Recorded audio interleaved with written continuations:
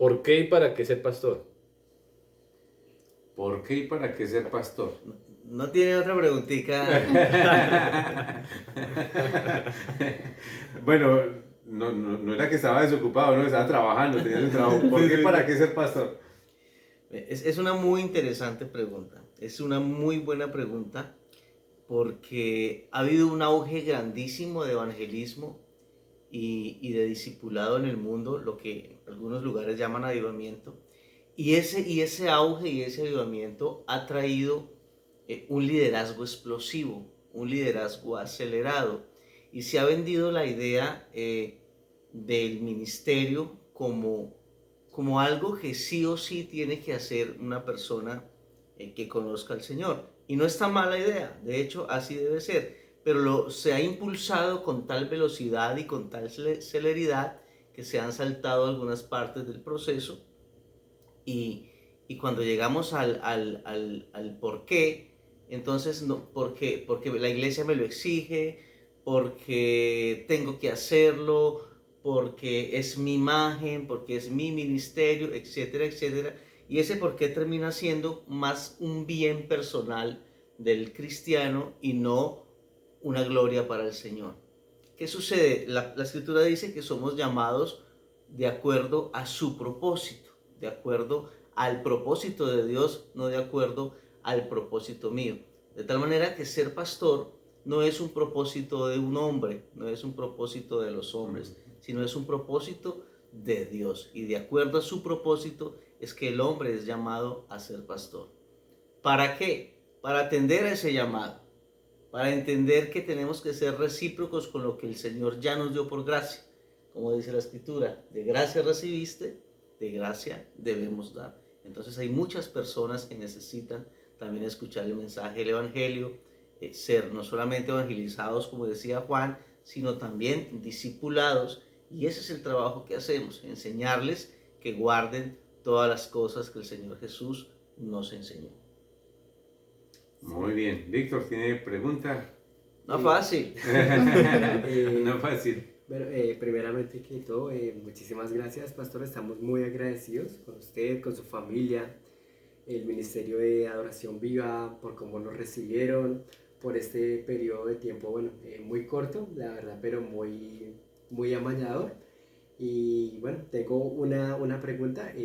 Su esposa, Jenny, ya nos comentaba un poco, pero quisiéramos, desde su punto de vista, bueno, tenemos entendido que están en la ciudad de Bogotá y tienen que trasladarse a Granada Meta. ¿Cómo es este proceso de cambio? ¿Qué pasó por su mente?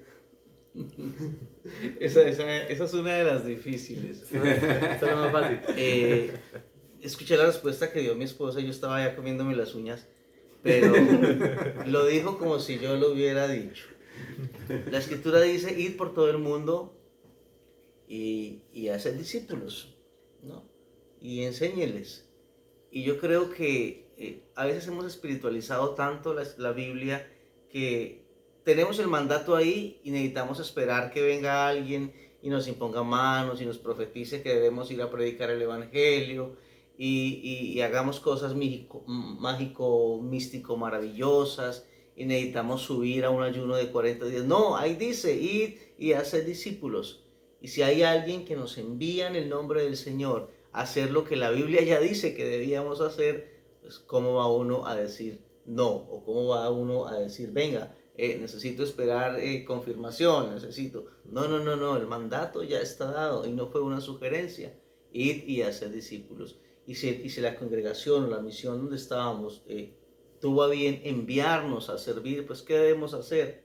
Ir y hacer discípulos, como dice la Escritura. De manera que lo difícil es cuando uno tiene planes armados, cuando uno tiene, como hizo Nimrod, teníamos hecho un nombre, teníamos hecho un prestigio, teníamos unas bases, estábamos rodeados de nuestra familia, teníamos una estabilidad en muchas áreas. El renunciar a todo eso es lo que es absolutamente descabellado. Las personas que no conocen el Evangelio, que no tienen ese sentir por las almas, pues van a decir, hombre, ustedes son unos insensatos, imprudentes, ¿cómo van a poner en riesgo todo lo que han logrado, todo lo que tienen por delante, su misma familia, sus niños? Pero entendemos que hombre, nosotros no queremos nada para este mundo. Este mundo no tiene nada para nosotros. De verdad que lo que el Señor tiene es mucho más grande. De verdad que el que, como dice la palabra, el que quiera hallar su vida, la perderá. Pero el que pierda su vida por causa de mí, entonces la hallará. Y al final es una obra del Señor. Al final es la obra del Espíritu Santo, quien ha puesto el querer como el hacer y quien nos ha impulsado a tomar decisiones difíciles que sin Él no hubiesen sido posible tomarlas. Pastor Robinson, ¿cómo es una semana de un pastor? O sea, ¿cómo tiene agendas y cosas que son inamovibles? ¿Cómo es bueno, de lunes a domingo, ¿cómo es? Tiempo para todo. ¿Cómo es esa semana del pastor? Es difícil. Es difícil porque cada día es importante. No hay un día menos importante que el otro. El pastor procura que el siguiente día sea más importante que el que pasó. Y está en la búsqueda y en la persecución de eso. Que en el siguiente día se le pueda dar un poquitico más la gloria al Señor. Que en el siguiente día pueda yo vivir un poquitico más en santidad. Que en el siguiente día pueda yo adorar un poquito más al Señor. Que en el siguiente día pueda yo ser un poquitico más efectivo en la predicación del Evangelio. Que pueda encontrarme una persona nueva. Que se abra una nueva puerta de predicación. Que se abra un estudio bíblico. Que Dios hoy me muestre una revelación más linda que la que me mostró ayer. O sea, es una vida apasionante. Es de verdad algo maravilloso. Estar en el Evangelio y servirle al Señor es algo casi que indescriptible. Es algo que no tiene parangón, no tiene un punto de comparación. Hay una presión, sí, sobre los hombros y hay una carga sobre los hombros. Pero esa presión y esa carga son tan buenas porque obliga al pastor a que esté yendo al Señor y a que esté compartiendo su carga con el Señor para poder ver el cumplimiento de la Escritura cuando dice, ligero es mi yugo. Entonces, debe ser un día a día de humillación y debe ser un día a día de dependencia. Si no, fracasa uno completamente. Nada podemos hacer en nuestras fuerzas para un Dios santo y para un Dios poderoso y necesitamos realmente estar rendidos para que su gloria se manifieste en nuestra debilidad. Bueno, pues justamente va con la pregunta que le tenía, ¿a quién le confiesa sus cosas el pastor? Que la hermana, yo voy para donde mi pastor, a él, pastor, mire, se enfermó el niño, el gato no está bien del estómago, pastor, ¿qué hacemos con ese gato? Y bueno, tantas cosas de necesidades del grupo. ¿A quién recurre el pastor? Porque bueno, está bien, y esto lo va a hacer como un poco exagerado, pero si no hay un ser humano, alguien ahí, ¿cómo se logra eso?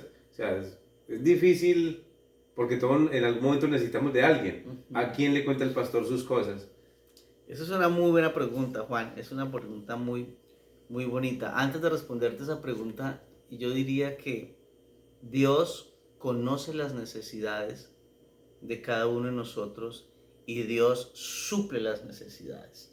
Suple las necesidades. Cuando la Biblia dice que todas las cosas nos ayudan a bien, no está hablando solamente de cosas materiales, sino está hablando de cosas también espirituales. Y poder contarle nuestras aflicciones o aquello más íntimo del corazón que uno a veces piensa que no le puede contar a nadie, pero podérselas contar a alguien y que exista ese alguien es Dios colocando a esa persona para que supla esa necesidad que uno deba compartir. Y Dios me ha dado en mi vida y en el ministerio, me ha dado una amiga, una gran amiga. Yo nunca había tenido una amiga como ella y yo puedo en ella abrir mi corazón y abrir hasta aquello que me da vergüenza contar y decírselo, mira, me está pasando esto, me siento así y estoy asá y estoy pensando de esta manera, lo más torcido que pueda pasar por la mente de un hombre humano, poder ir donde ella y abrir el corazón de esa manera. Y esa amiga es mi esposa. Dios sabía la necesidad que tenía este hombre débil y me dio una esposa como Jenny Carolina Bernal. Y ella está ahí para ser mi amiga íntima y para suplir esa necesidad de tener a alguien íntimo a quien contarle las cosas.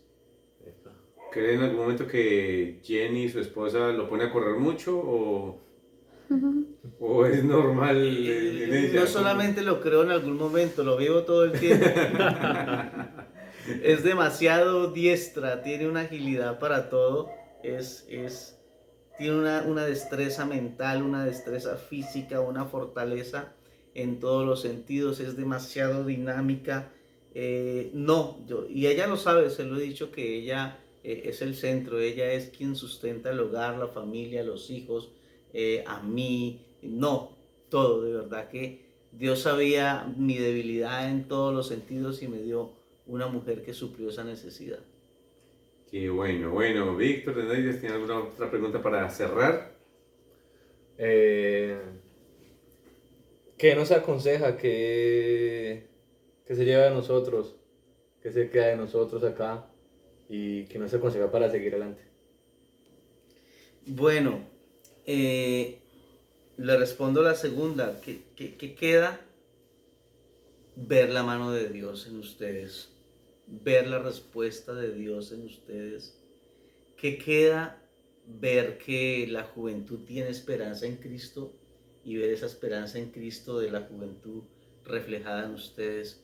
Que veo un Dios que restaura, un Dios que transforma al ver a Karen.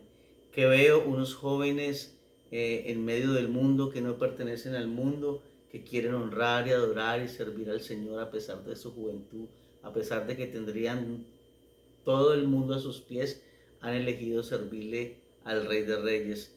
¿Qué queda? Que Dios responde mi oración, que Dios suple mi necesidad al traer a Juan a mi lado, a acompañarme, a ver lo que hace 8 años Dios me permitió sembrar en él, hoy poderlo recoger con su amistad, con su visita, con su apoyo ministerial. ¿Qué más me queda? Ver que Dios está respaldando esta obra de adoración viva en Granada Meta. Eso, ¿no? Seguramente son muchas cosas más las que me quedan, y me queda una gran alabanza y un gran agradecimiento al Señor por la visita de ustedes. ¿Qué les aconsejaría? Que sigan adelante, que sean pacientes,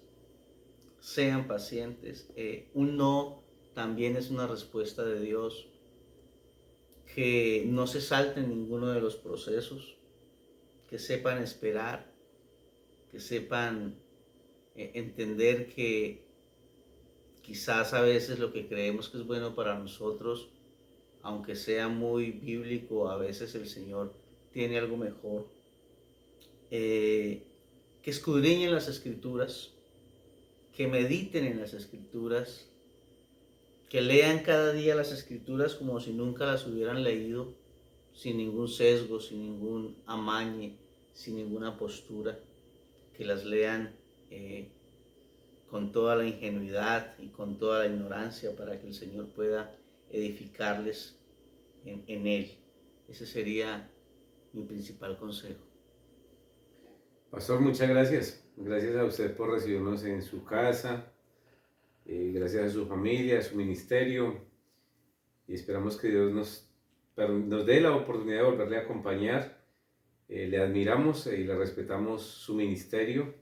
Deseamos que Dios también le bendiga mucho, le guarde mucho, le dé mucha fortaleza y ponga también jóvenes, niños, adultos a su alrededor para hacer un equipo de trabajo ganadores como lo es el cristianismo, vencedores en el Señor. A usted y a su esposa muy agradecidos de parte del legado de vida, de nuestros corazones, de los que tal vez están viendo también este momento, y le apreciamos y le admiramos a usted y a su esposa por lanzarse de tal forma a este servicio de llevar el Evangelio a muchos lugares más. Agradecemos su espacio también y Robinson, le aprecio mucho, le apreciamos mucho y es un gusto para nosotros estar al lado de un pastor tan especial como es usted. Gracias Juan, gracias al legado de vida, gracias a los muchachos, gracias a ti Juan por tenerme en cuenta, por ser sensible a la voz del Señor como lo éramos en aquellos tiempos que nos conocimos, sí, nos veíamos solamente cuando el Señor decía y hacíamos lo que el Señor hacía el uno para el otro. Sí. Y hoy vemos eso. Volví a ver cómo el Señor escuchaba mi oración y me respondió a través de ustedes. Ustedes son una respuesta de Dios. Muchas gracias, muchachos. Imagina que se convierte tanto en una respuesta para mí que yo crecí en un grupo de sana doctrina, lo que llaman sana doctrina, toda la enseñanza, pero no sabían mucho del Espíritu Santo.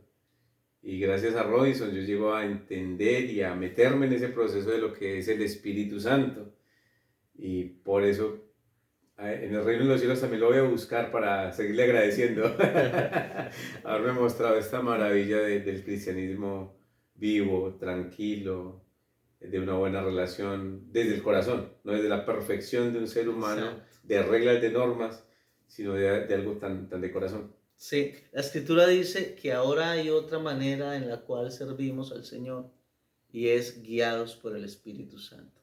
Y creo que es la manera en que Él hace que le sirvamos, porque hemos aprendido el ministerio a través de los institutos, de las escuelas, de liderazgo, y pareciera que entonces el ministerio anda de acuerdo a mi capacidad y a mi forma y a mi método, pero la escritura dice que ahora tenemos otra manera de servirle al Señor y es a través de la guianza del Espíritu Santo. Y una de las formas de entender y comprender la guianza del Espíritu Santo es viendo lo que el Espíritu Santo inspiró en las Escrituras. Muy bien, un aplauso para el pastor y su equipo de trabajo. Oh. Muy bien. Muchas gracias.